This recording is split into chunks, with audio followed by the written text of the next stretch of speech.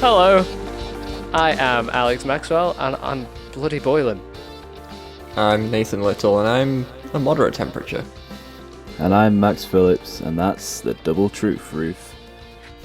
There we go. Very that's good. it. That's one, right? I struggle every week to come up with a little funny bit. Straight Considering away as I well. am objectively the funniest one of the three. Well, Yeah, but if you can't come up with a funny bit at the start, then are you really? yeah, exactly. That's true. It's true. But saying that, I'm just not a one-liner. we usually think them up beforehand, and kind of just jumped into it this week without much time to think. Maybe you are just naturally funny, but And when you not think good. about it, Yeah. you're not. Once you start thinking, you're a bad thinker and a good That's not joker. good for someone that wants to be a comedy writer, is it? No. That's fine. Just dictate it. Yeah. Because then you don't have to think too Anyway. much. Anyway, Welcome to the let's show. start, shall we? Welcome to the show. Yeah. I don't know if it's a welcome to the show, but it's a welcome to the show. Welcome. This week we're doing another episode of Film Club, and it was my choice this week, finally, because last week we watched a film I didn't enjoy, so it was nice to be I think back, it was one of those really important picking a films that everyone should watch. Yeah, Really culturally relevant. Need for important. Speed. And Alex sets up that because I have picked a very important and crucially important, really, and special film in Spike Lee's Do the Right Thing. But we will get into that as we are continuing our segment of film news before we get into it. So roll that jingle. Roll credits. No, the other one. And maybe the Intro. animation, if Alex has finished it by now. And if he hasn't, You get this. Again. yeah, sorry. Wait, what did you do? Nothing. Oh. we just sat and we're like, Just dance to it. yeah, it's great. So there is not as much film news as last week. Obviously, Bo Burnham's special dropped yesterday. Oh my god, Yesterday. yes it did. Yeah, I'm the and only one Alex, who had the time to watch it. The other two were busy. Yeah, I've been working a bank holiday weekend. It's not been fun. And in this heat as well, it's actually quite fitting considering we're talking about Do the Right Thing today. But it's not been fun. It's really not. But yes, I haven't seen the special yet. I will be watching it as soon as we wrap tonight. Yeah, same. I'm so excited and nervous and Right? So was I. yeah, and the thing is, and we spoke about this before we started rolling, is that Bo Burnham he can really crush your emotions. And I'm not sure that I'm ready for that today. It's been a rough day. I don't think either of you are ready for what I've you're gonna seen pictures and it looks have. chaotic. I haven't seen anything. I'm I've not seen a gonna picture of him. say I've seen a word. picture of him and his hair and his beard. That's it. That's all I've seen. Oh yeah, I spent a lot of watching it last night because I got in quite late. I got in at about 12, or I started watching it at 12:30, and so me and Hannah finished at 2 a.m. And several times throughout it, I was like, we're together in this heterosexual couple. I consider myself a heterosexual, but I kind of want to fuck Bo Burnham. The hair and the beard. I was like, holy shit. I love What the is fact going that on? you no homoed that at the start. Yeah, it wasn't even afterwards. Yeah, I To preface this, I am a straight man. yeah. Just to Yeah. be clear. saying that. Even my girlfriend doesn't even believe that. No, it's a spectrum in it. It is. It Yeah. is. And I want to fuck Bo Burnham. Yeah, Like I don't. He's but so there's plenty. I do. just whatever it's done to his mind, what it's done to his face. Fucking works for me, man. So yeah, this is Looks film like James news. McAvoy. Yeah. He's got James McAvoy vibes He does have James McAvoy In vibes, I filth. guess. in particular in the movie film. All right. Okay. Yeah. Anyway, The back to news. Yeah. film news. Edgar Wright dropped a trailer last week, maybe a couple of days ago. He did. And the film's called Last Night in Soho. It's got Anna Taylor-Joy in it, who's a hot property I've right heard now. the name. I didn't know there was a trailer though. She's kind of in everything at the moment. Yeah, Edgar Wright has got an absolute lucky steal on his hand there that he cast her, because she'd been in the Witch or the Vitch or the Witch or however you say it. and obviously other things, and this time last year, and then earlier in 2020, she was in the chess thing, the Queen's Gambit, and it was massive. But obviously they'll have been filming Last Night in Soho sort of around that same time. So he's got quite lucky because she hosted Saturday Night Live last week, maybe the week before. She did, yeah. Which is a huge deal. It also stars I don't know how to say his first name, but Thomasin Mackenzie. No, it's like Thomas in. Oh, there you go. That's Thomasin. And she's the girl from Jojo Rabbit. I still need to see I think that. that's interesting. You've not seen Jojo Rabbit? No, I really want to. It's great. Yeah, film I club just pick. haven't yet. Yeah, Possibly. film club pick, possibly. Yeah. But yeah, so that's a new Edgar Wright film's coming. Very, very excited about that. It's been a long time coming. It looks. I know you haven't seen the trailer, but it looks very different. Is there a release date? Yeah. I don't remember. Probably. I haven't. I should have written it in my notes, but I haven't. Coming We'll find out at some Coming point. soon. Nathan, Maybe. add the date underneath us. It's And for the audio 25th listeners- of July, 2025. It will be out at It will be some out point. by then. By so- then, it will be out. Yep. You would think, yeah. You'd hope. Yeah. So yeah, that's a bit of it. That's some genuine exciting news. And in stark contrast, Todd Phillips is apparently co-writing a Joker sequel coming out in the next couple of years. Okay. Which I think I Joker is one of those films that I'm not willing to die on the hill of. I just don't like it. I don't think it's bad. I just don't like it. But I definitely don't think it needs a sequel. I think people know what comes I'm after someone it, right? on the side of the fence that it's really fucking good, but I don't want a sequel. Yeah. Like it did its job. Do you know what I mean? Yeah, definitely. It can't just be a kind of had solo point Joker to film me. again, surely. Like it would Yeah, be. because it would. Yeah, but then who wants that? Yeah. I don't know. Let us know in the comments below if you want a new Joker film. It will have no impact on whether or not they make one. That's Yep, the they're going to do it anyway. Yeah. Yeah, they will ignore you. So Imagine Tom Phillips just watching this video, like, Oh, you know what? shit. Shouldn't he just goes, you know what? I won't. Yeah. You're right, guys. You are correct. Thank you to the two commenters agreeing. Yeah. That's mad. kind of it's kind of weird. It's not weird at the same time. I'll watch it, but I won't. Be on I'll probably board. reluctantly watch it. You know what I mean? But Yeah.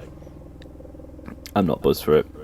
Other than that, there's not really much film news this week, other than Taika Waititi, I guess. He's in trouble. Yeah. Well, he's for not in stupid trouble. reasons. He's not in trouble. No, he apparently had a stern talking to from Disney bosses. Oh right, I didn't know that. Really? Yeah, I it's not. don't it's know kind anything of about the story. fitting with their breadth. So Taika Waititi is dating Rita Ora, Right. publicly dating Rita Ora, and some pictures were taken of him and her on a balcony with another lady having a little smoochy, and Disney were like, "No, that's not allowed." It's not just another lady either. It's thingy from oh my god, I can't remember her name, but from Thor and from the Men in Black 3, Tessa Thompson. Oh, was it her? Yeah. That's hilarious. So, yeah, they're in a is it Polyamorous. Polyamorous. Because I know the word polygamy. Well, I don't know if they're in a polyamorous relationship. That's the apparent a what's cheeky going little on. menage a trois. Which, by the way, good for those guys. You know, if you want to do it, that's like three insanely attractive people. Who can blame them? But Right? Disney saying Disney no. don't love it. Disney are like, no, Yeah, not allowed. which is stupid in the history of shit That's that Disney one have too done. many. You can have one person, two people, and Two people that as is a it. no. More than that is no. But Yeah. you keep doing you, Taika. You keep doing you. Good for you, man. Yeah. Go, baby. You If go, you're son. listening to this, We love you. Enjoy Anyway, your beautiful women. that's the end of film news. it wasn't cut off by Alex this time. Jingle. Did I cut it off last time? Oh, yeah, because I didn't know what you were going to before. say. I was like, anyway, let's jump right in to Need for Speed. You just ended it, and I was like, I still have 2 more things to say. He had the need to get on with it. Yep. So, in the spirit of getting on with it, we're going to get into the film. Yes. You guys hadn't seen it before. Nope. No. I will repeat it. It's Do the Right Thing. If you hadn't worked that out from the title, sort yourself out. Have a word with yourself. Think. I don't have to remind you every time what we're doing.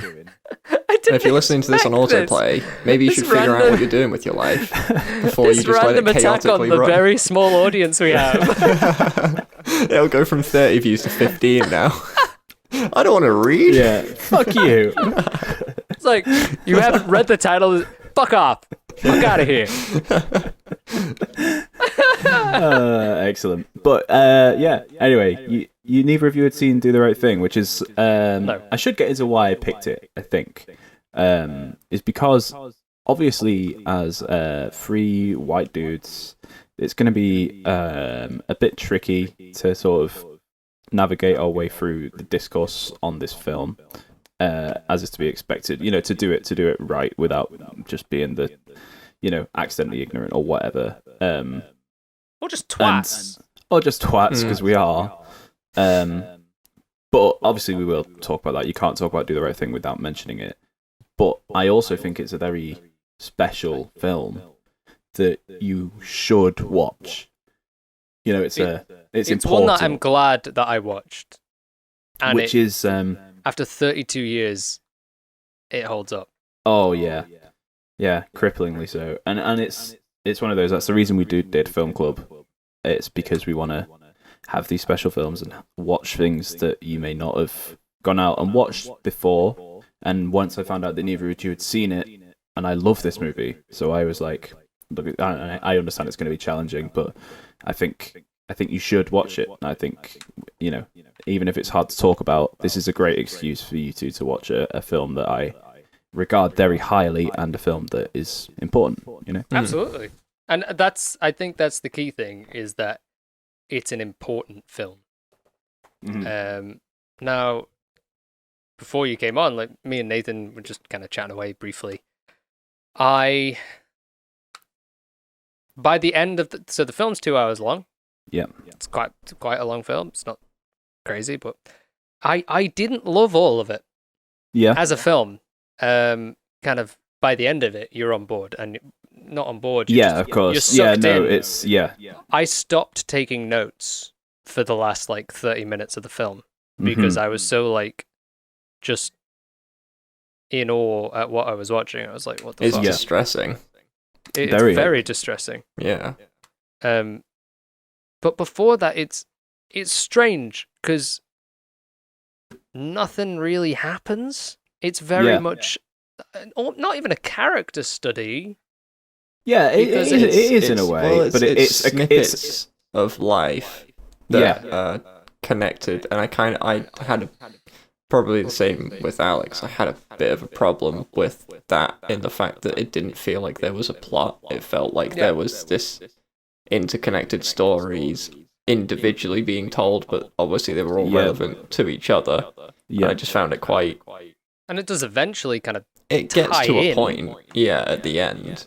It was just quite difficult to stay engaged with it because it felt like nothing was happening. Nothing was happening. Yeah, or and I little totally things understand would happen that would then, and I guess it setting almost up. Makes sense to set up. It's these little bits that happen that are seemingly unimportant that result in what they result in. And I mean, do you want to explain the ending? Obviously, spoilers ahead. Spoiler alert, as is usual. But it's difficult to talk about it without talking about the ending. I think the ending is maybe where we have to start. Yeah, because it certainly is about the ending. The film was written and it is about its ending. I think Spike Lee himself has said that he made it as a litmus test for white reviewers and for writers and for audiences to see what the discourse was after it came out, because he knew as soon as he saw the discourse on being, well, why did he throw the bin through the window? Why did he have to start the violence? And not focusing on the fact that Radio Raheem had been murdered. That in itself is the message of the film. And I just find that really, really interesting from a filmmaker's point of view, because it's almost like you're trying to convey the message of the film outside of the film, because it's designed to create a reaction, and that reaction is the message of the film. If you understand. Yeah. So anyway, but as Alex says, as a description of the ending of the film, there's a pizzeria in Brooklyn, which is pretty much the center point, I would say, of the film in terms of location-wise and story-wise for what story there is, which is run by Italian Americans and, crucially, an Italian American called Sal. In a predominantly black neighborhood. In a very, very black neighborhood. In fact, the only two businesses that thrive are run by an Italian Americans and a Chinese couple, a Korean couple, sorry. And I think that says volumes. I think that's a very that reflects the truth of certainly 1989 Brooklyn, and I mean probably now as well.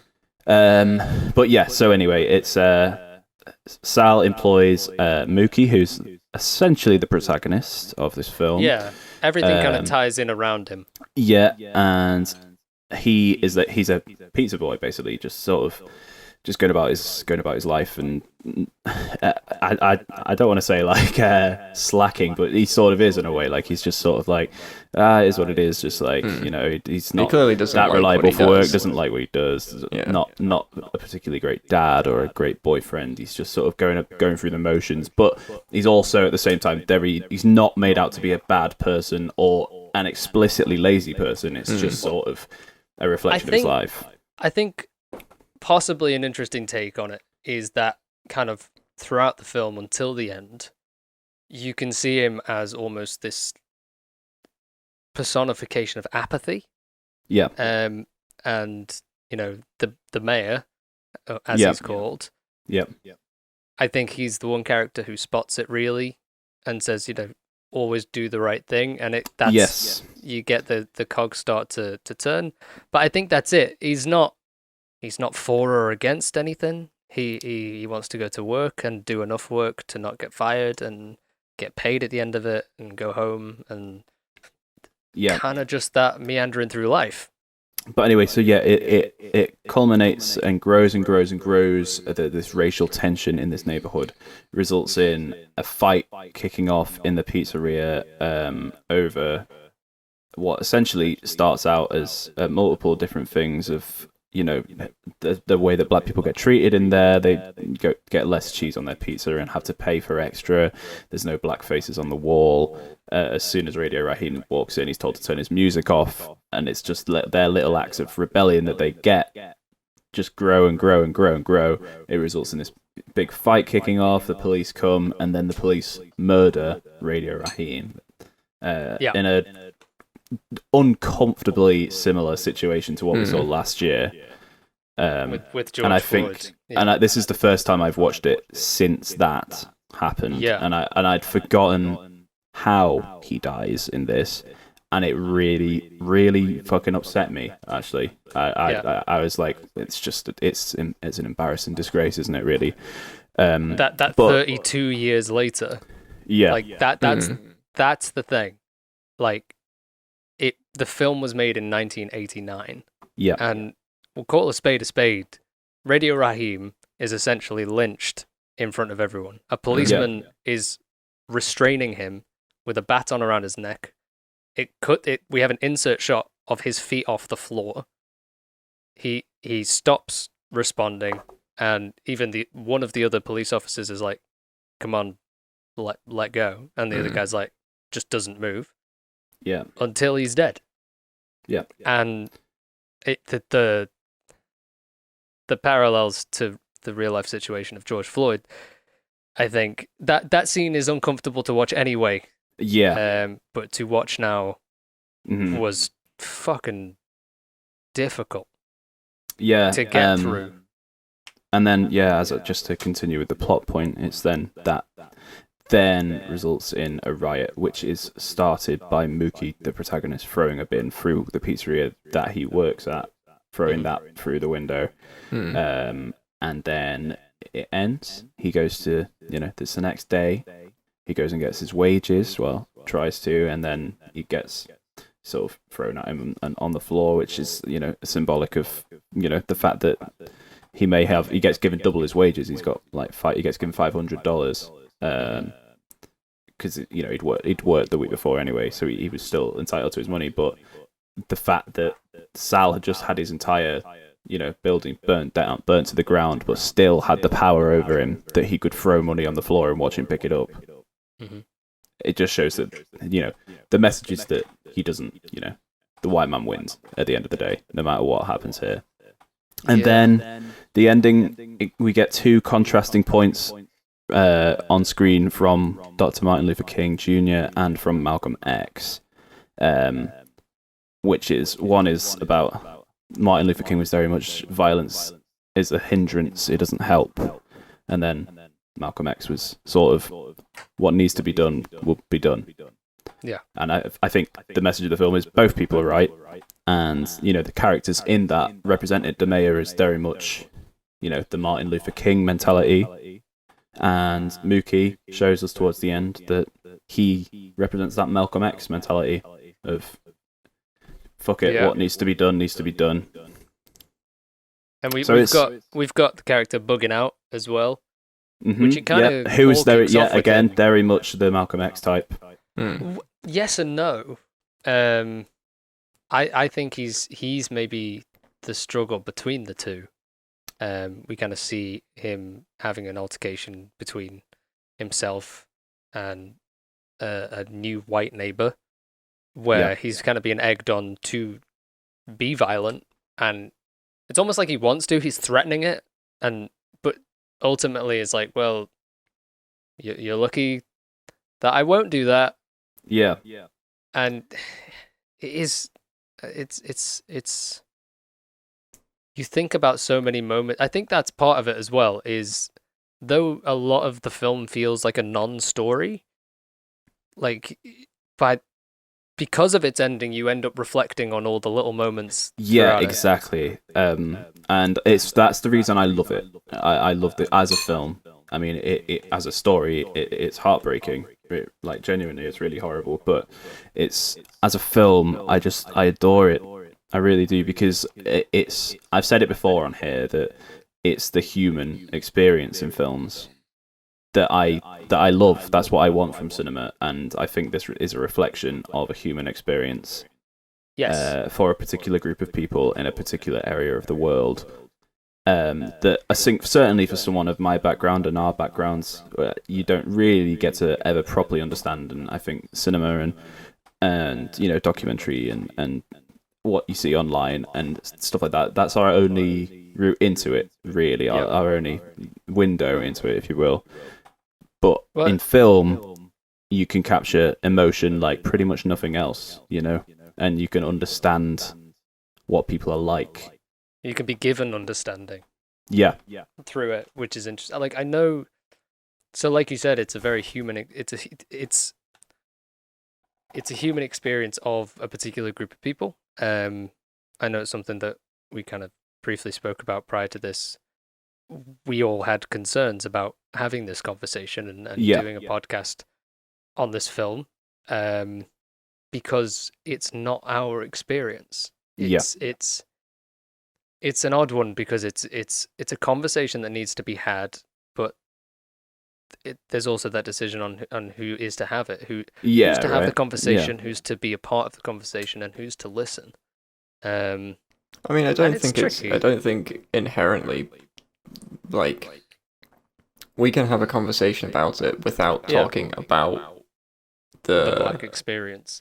Yeah, because we haven't experienced it. There's absolutely no way we can. There's no way we can ever understand it fully. Yeah. But I think we can still talk about the merits of the film as Max was saying, in terms of the discourse around the topic and how the film brings that to cinema. And like Max said before, that was kind of Spike Lee's purpose of the film was to Yeah. start conversations and to see the discourse. So, But it's just full of so many interesting decisions. That's what I like about it. It's very much it's not a director's movie, it's not a writer's movie, it's a Spike Lee movie, and the thing that makes it so good is just the decisions that he makes for each character to do different things. I think it would have made so much sense, I think, for a lot of those characters to have thrown that trash can through the window. Bugging out, I think, is arguably the go-to choice. Because that's the comfortable choice, right? Was he? He was. Yeah, he was. He went been into arrested. Yeah, but you know, I'm talking about if you were to rewrite it in terms of yeah. what characters would do what, based on what he'd done in the film earlier, he would be the comfortable choice, right? But to have Mookie do it, who is the white person's window into the film, it's you know, especially because it makes sense for his story. But I think Spike Lee has said himself that Mookie was a character designed to get white empathy, essentially, to people to relate to him more than the other characters, because it's hard to relate to those characters who react angrily to things that we'd be like, oh, what's the matter with that? Because you have no experience of that background or you know how it feels to live in that neighborhood. Whereas Mookie's just a pizza boy, you know what I mean? He just goes about his life, so that's easy for us to get behind, rather than, you know, like, I feel like for a lot of white people with privilege, it's hard to be like, you think you're overreacting about those trainers, you know what I mean? Yeah. But in reality, we don't know anything. Like, that's just it. Like, that's just one tiny thing of 1,000 other things that people would experience a day that we don't like have any understanding of. And it's like I said, it's just the interesting character choices and little things that happen, like Mookie shouting the word hate when he throws the bin through the window at the end. When you think back to the conversation he had with Radio Raheem and the love and the hate things, and it's, you know, which hand do you choose? The fact that love and hate are constantly in battle. Yeah. Well, I didn't even notice that. That's just magical storytelling for me, and it's so subtle, and again, it's really powerful, I think is the word. I know it's cliche to say, but it's full of so many powerful moments for me, and that's why I love it. Yeah. I think the interesting theme through it all is that everyone holds biases. Like that bit where they had the close-ups of the people talking to the camera, shouting abuse at the camera, but it was all aimed at, if it was at the Italians or black people or the Spanish people or the Koreans, it was someone saying something to someone that was racist, and every single person was guilty of that. And I think that's something that was really interesting, that was played through the whole thing, about, you know, the Korean supermarket is there, or like the little market is there, but they're not integrated. You know, they're just there. People are unhappy that their business is doing well because they aren't having that business themselves. They take it out on them because they don't see, they're basically like, they're not white, but they're not black. And that's the reason. And then, then interestingly, when they have that conversation, one of them, I can't remember the character, but he says, you can't keep using that excuse. So even in between their own discourse, they're, you know, projecting it out, but they're also bringing it in as well. It was really interesting, the entire conversation in the film. And what I found interesting as well, building off of that point, was the ending, where they're all there after Radio Raheem is murdered, and they're all on the same page. It's no longer each other against each other. It's almost like one of our own was taken by the police, because they're all they're in that neighborhood together. It's their neighborhood, and they have their kind of crossovers and their qualms and their disputes. But then at the end of the day, literally at the end, because it spans one day That's all it is. Yeah. And it is like that day in the life kind of film. Yeah, it almost feels like a play, doesn't it? It does actually. That was something that I wrote down. It was very, very theatrical. I found particularly the first half an hour. I can't say I particularly enjoyed it because it felt too much like I was watching something on stage. It feels very like West big. Side Story, I think, for the first 20 minutes or so. Yeah, I get that. Some interesting choices of like angles, like cinematography was interesting. It was visually interesting. Some of the choices I didn't understand. A lot of Dutch angles. In that kind of first third. In particular, that I didn't see serving a purpose. No, I think a lot of that might come down to stylization and with it being 1989 as well. Because I sort of tried to look for a reason in there, and I couldn't particularly. I think it was just, as I say, stylization that's trying to reflect a style and a mood of a particular community. And I guess Dutch angles interestingly kind of as well, you kind of look at a lot of the music videos of that time, and you see a lot of kind of Dutch angles for some reason. So I suppose, especially in like style. hip hop culture as well. Yeah, it was very popular. So I like, and it tended to be when Radio Raheem was on. Yeah, and he's playing Public Enemy. Fight the Power. And it's and every time he's on, it's that same song. Whenever he comes on screen, and everyone's scared of him except for Mookie. Like everyone seems to have like a, oh, there he is. I don't know if it's maybe it's fear. I always saw it as like respect.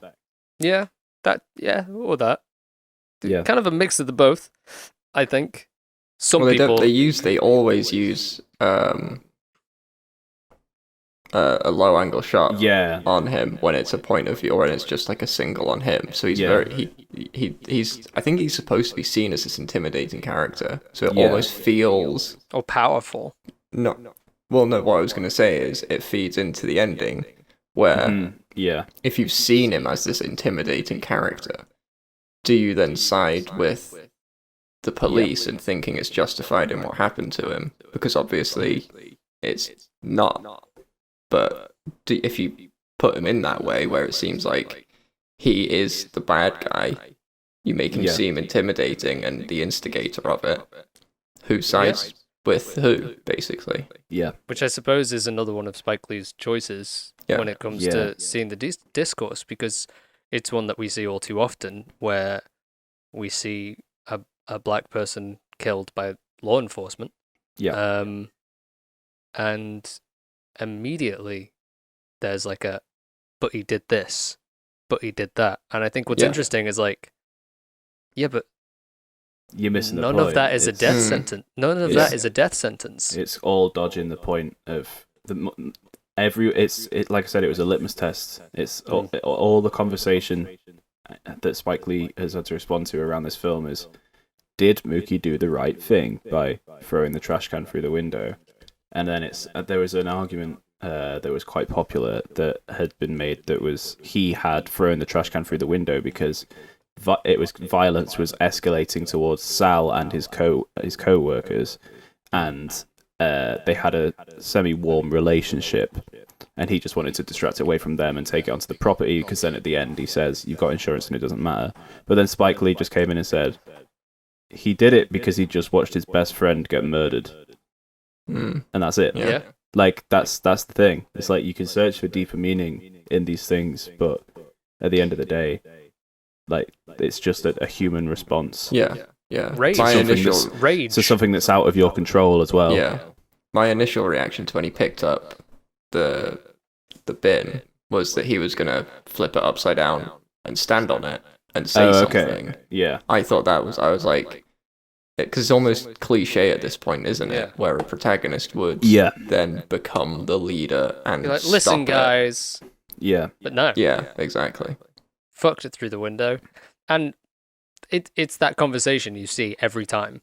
And that's sad in itself that you have to say every time. Yeah. But there are protests, there are riots, property and buildings get destroyed, and you always see it. Well, they didn't have to do that. They did. That's not necessary. Those people who own the businesses didn't do anything. And part of me always goes, but that's the reason you fucking know about it. Yeah. Like, you wouldn't know about it if nothing happened, if it was all silent. Yeah. It doesn't mean that it's not a way around. You know, I'm not saying that that's a bad thing. It's the exact argument posed at the end. Exactly. You know, is it silent or peaceful protest, or is it violence? And which one works? And which one is, you know, actually going to make some kind of difference? And I think that's a thing that at the end I didn't quite understand the quotes until I saw who the quotes were by. Basically, I was reading them and not quite understanding the reasoning behind them. Until it said who they both were, and they were such opposing forces of the same struggle. So it's quite an interesting. And I think it's, you know, I don't think this film is pretending to have the answer. I don't think that's what it's about. It's, for me, it has always been, it's called Do the Right Thing, and the emphasis is always put on, did he do the right thing? But the argument the film makes is the action of doing the right thing, regardless of whether it was right or wrong, the action of doing it is what's important. So if it's violence, if it's speaking up, you know, in the Martin Luther King way, and getting things done through, you know, the power of your voice and through protest and things like that, or if it's just anger and a natural human reaction, both of those are standing up to a thing that is bad, and that is the thing that's important. Whether or not one is right or one is wrong doesn't matter. Yeah. And what's interesting to me is I think you can't talk about the film without talking about Sal as well. Well, he got a Best Supporting Actor nom. Yeah. He's the only one of this film, which is quite telling, I think, in itself, that probably, you know, not the only white actor, but one of three, apart from the cops, if you count main characters. No one else got a nomination for it. Did anyone get a nomination for anything? Yeah, screenplay. It was also nominated for screenwriting. But that's it. That's not no Best Picture. Driving Miss Daisy won that year, which, you know, is quite. It's just sort of not funny's not the word, but a movie about a black man driving a rich white woman around. It's ironic. Yeah. Ironic. Thank you. Yeah, but I think, his relationship with that community is. It's almost toxic positivity, right? He feels like he's doing something really, really good for the community because like he employs them. It's like, I'm doing such a good job for these people. Yeah, he's watched them grow up. I didn't read it like that. I bought into that kind of monologue that he has with his son. His son is kind of putting forward this racist rhetoric, and Sal, the father, is saying, where is all this coming from? Why have you got hate in your heart? You know, I've been here for so long, I've watched these people grow up. But I think because I bought into that, like, I didn't pick up on the fact that, you know, extra cheese on a $1.50 slice of pizza was $2. I didn't see that. I didn't pick up on that as like a microaggression or anything like that. I wrote down several times, like, holy fuck, that's so much money for extra cheese.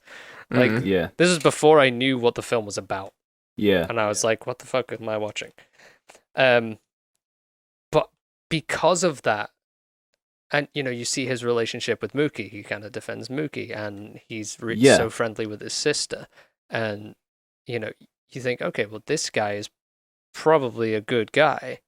And that's why it hurts so fucking much when he uses the N-word. Exactly. Just shouting racial abuse at them at the end. When he said that, I was like, fuck. No. It's a visual representation of the I have black friends argument. basically. I guess, yeah. The thing is, because racism comes in different forms. I think is the point he's trying to make. There's the very obvious racism of his son, and then the under the surface has lived in a world, has grown up in a world of racism, and then lives in a black neighborhood. Yeah, and it's still under the surface. It's that more insidious racism that you don't see until because it's almost a difficult one, because you feel like he does care about them as people, but still sees them as inferior. Yeah, I think what it is he likes that black person, he likes that black person, but he doesn't like black people. Mm-hmm. Yeah, which you don't get till the end, and it's almost the thing of to like, watch it, and I don't want immigrants in my country, apart from, and then you list people that that you're either friends with or whatever. Yeah.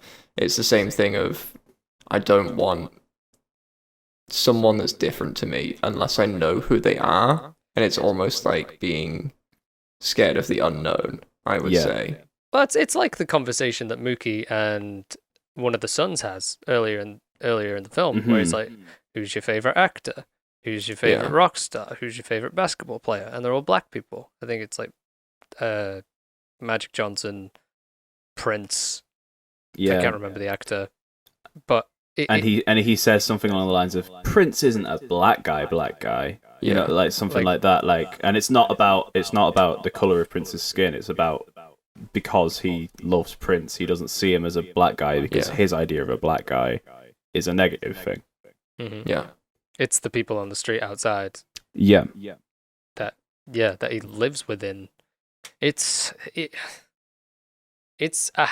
you don't realize it till the end, but the whole film is quite harrowing. Yeah, and I think it lends itself to rewatching, and I would encourage you to not immediately. It's hard to watch, but I would say if you revisit it in the future, because it's been a few years since I've watched it, and knowing the ending, I just you notice all these little things a lot more. And I will just say as well, I sort of want to get onto something a little lighthearted. It's a smart and funny film. There's parts of this that will make you laugh, like properly laugh. I think Samuel L. Jackson's well funny in this film. He's excellent. There's that scene where Mookie's delivering him a pizza, and he stops and has a conversation outside, and you can see him in the window going, yeah. I love that. That makes me laugh every single time. Because there are those moments in this film. And in human for life. most of the film, to be honest. Yeah. It's a lot of this film is just... Yeah. It is a community, day in the life. It's really hot. They open up a fire hydrant. They're having fun. That is the first moment you meet the police. And you think, okay, well, that's not... That experience with them and the police wasn't too bad. It's interesting, isn't it? It's quite weird. It kind of fakes I think you expect, don't you? In 2021 climate, you expect the immediate police racism. Mm-hmm. Yeah, but it's not immediate. They almost seem on side. Yeah, and I think it's very much a case of NYPD and LAPD in the 80s and 90s. Not so much now, but certainly it still exists. Had a reputation of laziness. And with laziness comes racism. That's sort of been a clear byproduct of it over the years. But definitely in the 80s, it was sort of like this, just get on with it, Yeah. But then there would be specific targets when they're trying to meet quotas or whatever, that they would just target black people solely. Yeah. But yeah, as you say, it almost throws you off the scent of what the film's trying to tell you at the start, because they essentially side with the black teenagers, Mm-hmm. With this guy this complaint, because he got the car wet, and he's like, they're just like, I suggest you get in your car. Bye. He's wearing a lovely white shirt, and it's a cool scene and stuff, and interesting conversation they're having. And I'm thinking about this the whole time, but I'm also thinking, just can't stop looking at his nipple for some reason. It's so clear. It's just a nipple just staring at me while I'm trying to watch this. Like, no, no. Just this huge white guy nipple. I don't know why. It's so distracted me. I put it in my notes. Just staring at you. You actually wrote it down. Yeah. Because I was just like, important to you. Nipple. Yeah. Well, I knew that there's had to be some lighter parts of this. I didn't want it to be a completely light-hearted podcast because, like I said, I knew what I was choosing. Yeah. But I wanted to have a conversation. It's a film that's designed to create conversation, and I know that as you said at the start, are we the people to make that conversation? I don't think that's necessarily the point. I think as long as the conversation is being had, that's what matters, right? Yeah. So in theory, it lends itself to a podcast quite well. I equally understand the hesitation. Because it's tough. It is tough. I think whether or not you're doing it on a podcast, which you're probably not. Yeah. Watch this film. Tell your friends to watch this film. Talk about it with them. Tell your parents to watch this film. Almost especially. Yeah. First time I watched this film, my dad showed it to me. And again, it's just interesting having those conversations afterwards. And we then rewatched it with my dad last year, early 2020. And again, I think it was just interesting having those conversations. And like I said, this was pre-George Floyd, I think. So it was, it's important to have those conversations. And if you've got a film that can provoke enough feeling and emotion like this one, it makes conversation very easy. Yeah, absolutely. And what I find interesting as well about that ending and about those conversations about riots and whatnot after the fact is you don't get to see it play out, usually. Yeah. You hear about the story of someone is killed by the police, and then a couple of days later you're like, oh, there's riots and protests, and seeing the emotion that drives it straight away. I think it would be very difficult to not be on side. Yeah. Yeah. It creates the only thing, the debate that it creates is well, they damage property, that shit. Which is what it's designed to do. And as well as who, because it's not even they damage property, it's who instigated the fight, who was the one, who was the perpetrator, why, the reason that he died.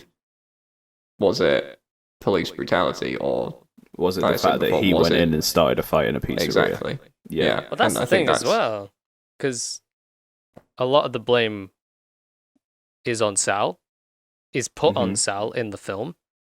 I think some of the blame is on Sal, absolutely.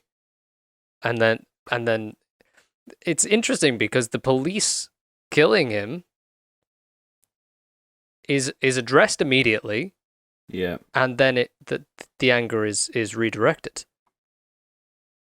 Which I think is interesting. Because they literally bundle Radio Raheem's body into the car and drive away. Mm-hmm. Yeah. And it's kind of seeing that rage and what do you do with that rage? And this all could have been avoided. This all could have been avoided if you put pictures up of black people on the Wall of Fame, or it could have been avoided if you didn't destroy his boombox with a baseball bat. Both of those statements are true. I think the thing is institutionalized racism in the police is the main thing. Inconsequential. And this is exactly. So this is one of Until it was originally a problem with the film that I had with the film, was that everything seemed so pointless. Yeah, unimportant. Until it gets to that point, and it's still a little bit of a problem I have with the film, because it is so plotless until the last half an hour. Yeah. And understand the way that it was made and the reason for things being, like you said, with the trainers, when the guy goes past him and bumps him, and all those little things that just seem, you're like, okay, I understand that this is something that occurs every now and then, but it seems so inconsequential. This guy never shows up again. None of these things happen, but it's just that kind of slow build up. And I feel like it's just personal taste for me that it just felt like there could have been more of a plot that was driving it to the end, rather than this just kind of I totally get concoction of characters that were having these experiences. Yeah, I totally get that. Because it is true. That is objectively true. I forgive it for that because I think that it serves its purpose well. I think it exists as a purpose. It's at the end of the day, these people are people, and it's 90% of the film is looking into the lives of people and how inconsequential things are, and tiny little grievances and little bursts of joy and humor, and all these different things that make us so complex as people. It's just a window. It's 90% of it is a window into the human lives of these people in Brooklyn in the late 80s, and that serves a purpose that it then means come the end of the film you understand that it's inconsequential, that anything that may have happened before, it doesn't matter because someone's died, someone's been killed, and that's the thing that matters. So it also means that anything that happens after it doesn't matter, because it's like the thing that they're upset about is what matters, not what they do or not who they were beforehand. That's not what the film's trying to tell you. The film's just trying to say this is a thing that happens in real life in America, and nobody understands why, and it wants to try and help, not necessarily understand why. Like I said, it doesn't try to give you the answers, but it gives you a window into the reasons and the world that violence lives in. It's and I love it for that. It makes me really emotional every time. Just I can't really put into words why I love it so much. I think it hurts. You feel those moments of joy, and you feel that pain with them. And I think, like you say, about outside of that moment, outside of that 30 minutes at the end, in how inconsequential everything is, I think that's part of the point, and I think it's highlighted with Mother Sister and the mayor kind of having that last bit of dialogue between each other at the end, where she's hated him the whole film. She's looked after him and let him sleep in her home, and he said, is the block still standing? And she said, we are. Yeah. We're still here. We're still able to do what we have to do, and that's that. And you have to just kind of take each day and, I don't know, like fight for what you need to fight for. Fight the power. Yeah, and he jokes about being a hero, and she's like, don't do that. And she says, you nearly got yourself killed last night. He's like, yeah, well, it is what it is. Yeah, that's what he said. It's like, I've done that before. It's a difficult watch, but watch it. Yeah, for sure.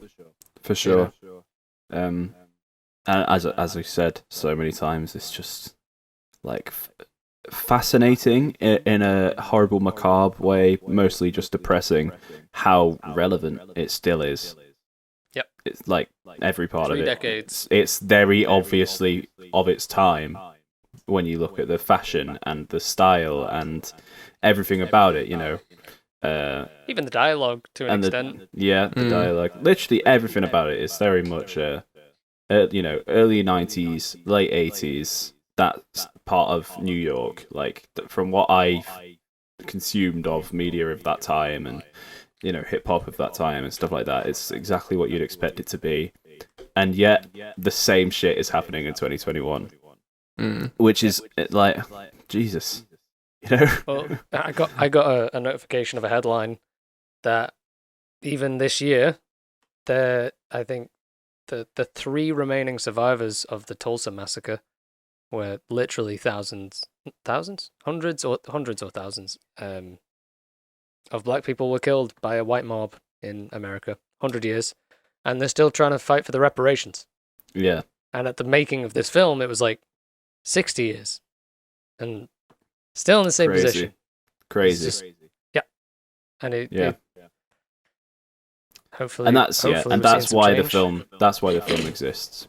Yep. At the end of the day, that's why it exists. But anyway, I feel like that's kind of it. Like we can't. Like I said, it's got its funny moments.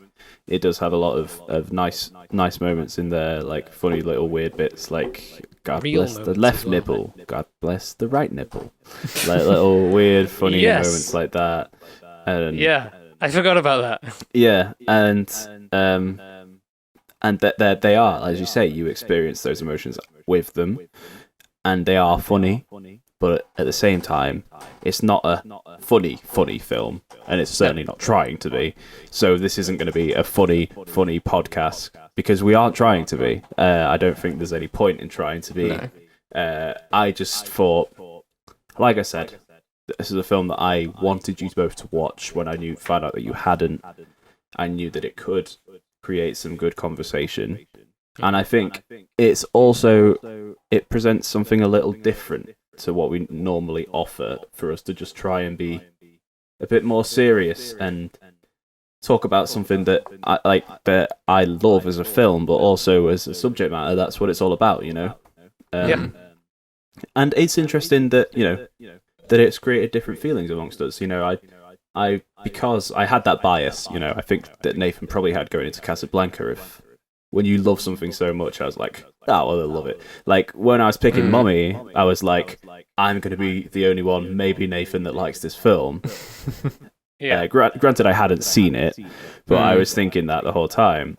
And as it happened, we all loved it equally. Like, I'm thinking Alex isn't going to like a French language, mostly... 1-1. He didn't even know it was Canadian. Yeah. I was like, is this set in France? It says at the beginning it's in Canada. Go back and watch that episode as well. But because I love this so much, I was like, well, this goes without saying, because how could they not love this film?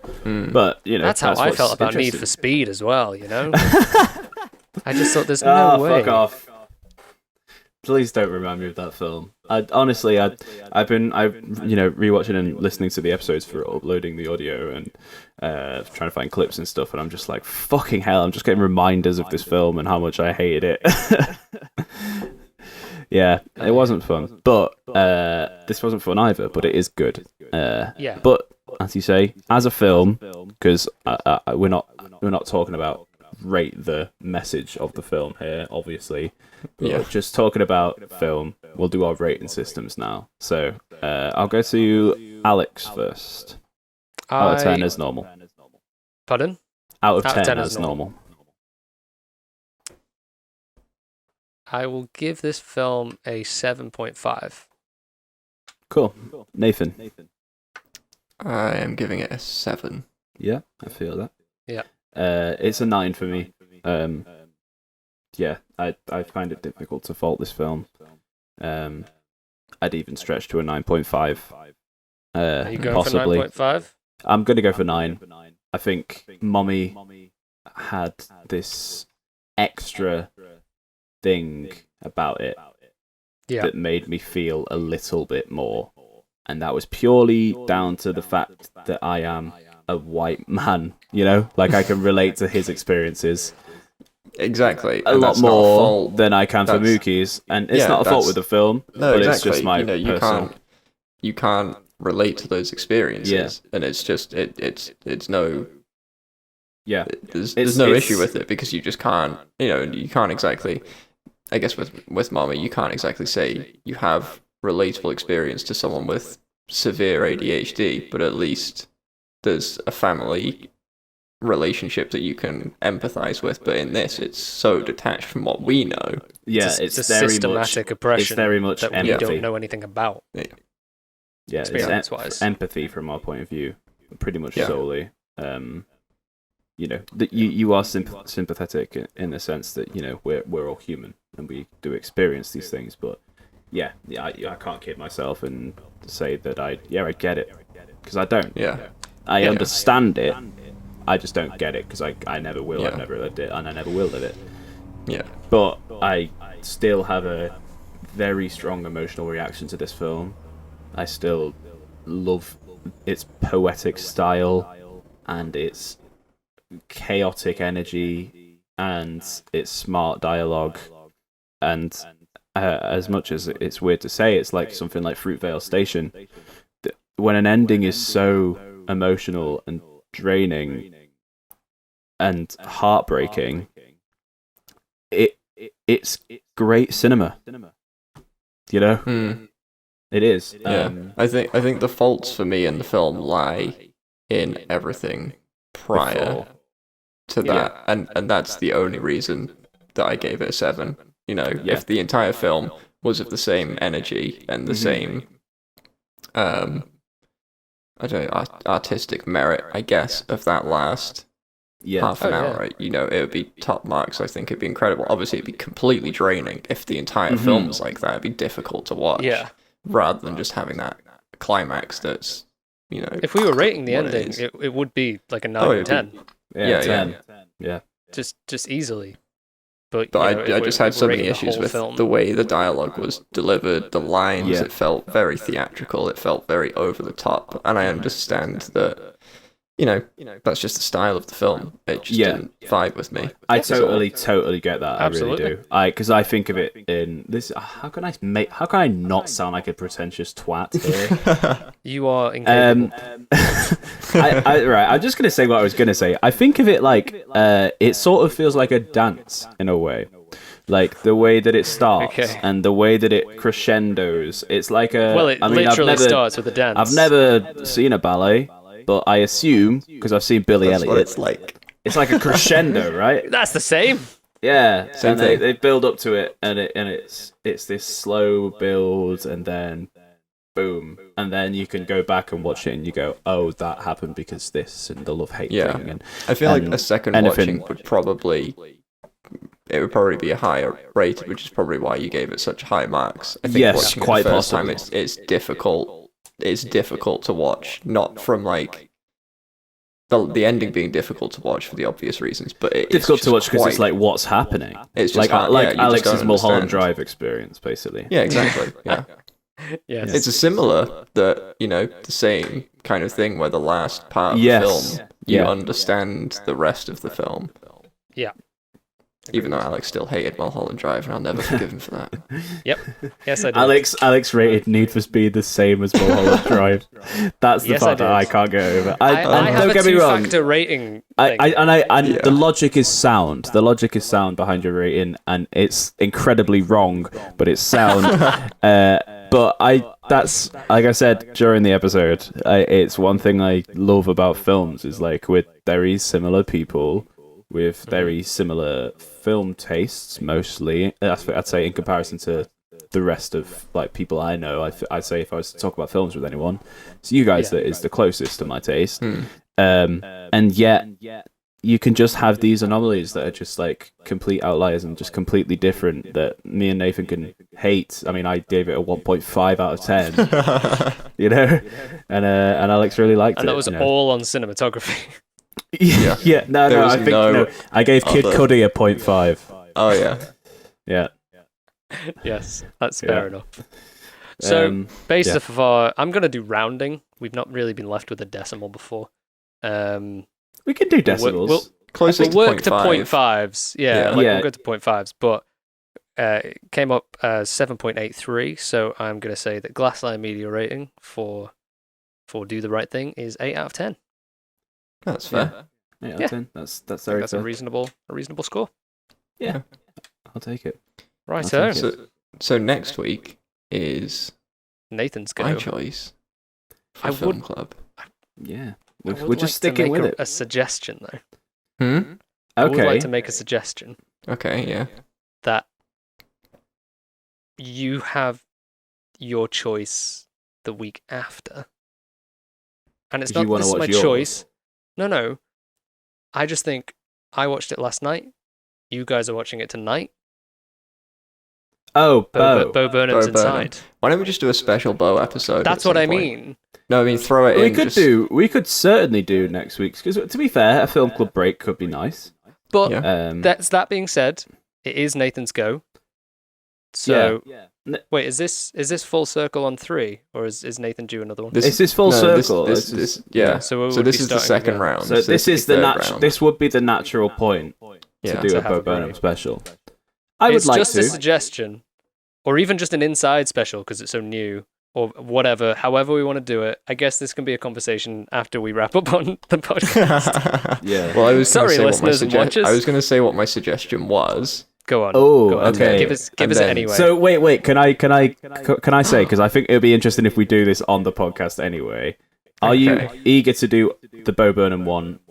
Nathan, are you eager to do it if it was an option? Yeah, no, we'll do it next week. Yeah. But what I was going to say is, tell us what your film suggestion is, and we will pick. Because I'm interested to know, and I Oh, wanna right, know. okay. Because if you say a film that I'm like, oh, I really fucking want to watch that, I'll be like, yeah. push it. But Go on. Old Boy. oh, I do want to watch it. I do. The Bo English, Burnham. English language version, yeah. Oh yeah, but the Spike Lee version, which is Yeah. not a good film. He's made good films. That's not one of them. I haven't seen either of those.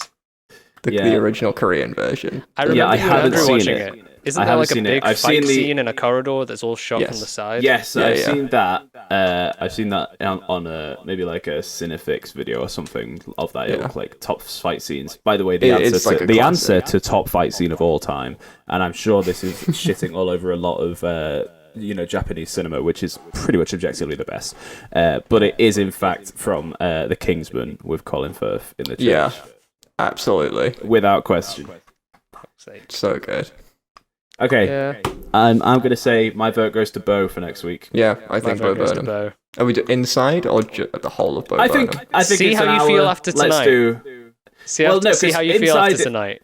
Inside is going to be a whole thing anyway. We're gonna talk about it. But, Yeah. let's You just could do a Bo spend special. an entire podcast on it. I'm telling you now. Okay. I'm telling you. we can talk you're about not, him as well. You're not ready. Outside of. Let's do Outside of it. Ah, Outside of inside. We'll do inside. Let's do it more of a review then, because Yes. I think we've never really done reviews of things. Okay. So Okay. that would be I'm in. interesting. Alex is very excited, I'm in the mid. I'm And in the I'm- middle of watching it again. and I'm very sorry because my camera died and I don't know when. So For all that those cut audio out, listeners, you were unaffected, and for the visual watchers, that's a phrase. Sorry. As opposed to. I can also see I've got low battery on my camera as well. I've really fucked it here, boys. it's alright, we're almost at the end. We are. Just need plugs. Bit of Do plugs. the plugs. Go on. Alright, see you next time. I don't know what that bit was. I'm sorry. Okay, I'll do the plugs before my camera fucking dies. So, if you like this video, thank you for watching it because it was quite emotionally draining just talking about it. But I've really enjoyed talking about it, especially with my friends. Like that's just something that it's a conversation we've definitely had before, but not in that much depth. I think. Or publicly. Yeah. Oh, certainly publicly. But if you did like this video, feel free to give it a thumbs up, drop a comment. I just smacked my microphone. Yeah, He did. leave us a comment. Subscribe to the channel. We definitely want to get to 100 by, I'll say it like I did last time, tomorrow. 2025. So fucking hurry up. And yeah, if you're on Spotify, give us a subscribe or a follow or whatever they use. And yeah, that's about it. We've got an Instagram, we've got a Twitter, we've got a TikTok and a Facebook, and they're all under the name Glassline Media. You can tell which one we like the most. Yeah. And it's not the F word. Right, so that's it. That's your outro. Normally we do a bit of a funny thing here, but it's been quite a sad episode, so I feel like we're just going to say goodbye. So, Goodbye. Goodbye. goodbye.